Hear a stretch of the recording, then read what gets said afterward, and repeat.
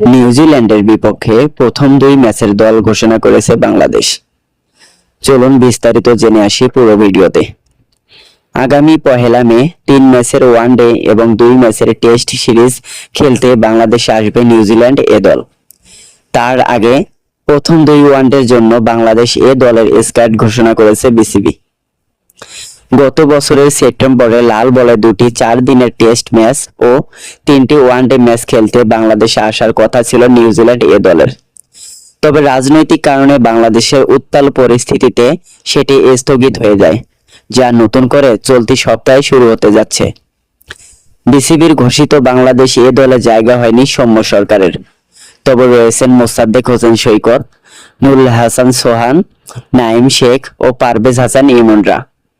এছাড়া মোস্তাফিজুর রহমান, শরীফুল ইসলাম, এবাদত হোসেনদের মতো পেসারদের নিয়ে এই সিরিজে ডাকা হয়েছে।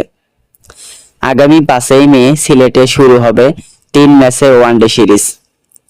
একই মাঠে 7 মে সিরিজের দ্বিতীয় ওয়ানডে ম্যাচে মুখোমুখি হবে বাংলাদেশ ও নিউজিল্যান্ড এ দল।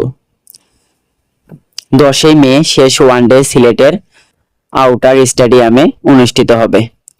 ওয়ানডে সিরিজ শেষেই শুরু হবে 2টি 4 দিনের ম্যাচ। 14 মে সিলেটে শুরু হবে সিরিজের প্রথম 4 দিনের ম্যাচ এবং সিরিজের শেষ টেস্ট ম্যাচটি মাঠে গড়াবে 21 মে মিরপুর শেরেবাংলা স্টেডিয়ামে।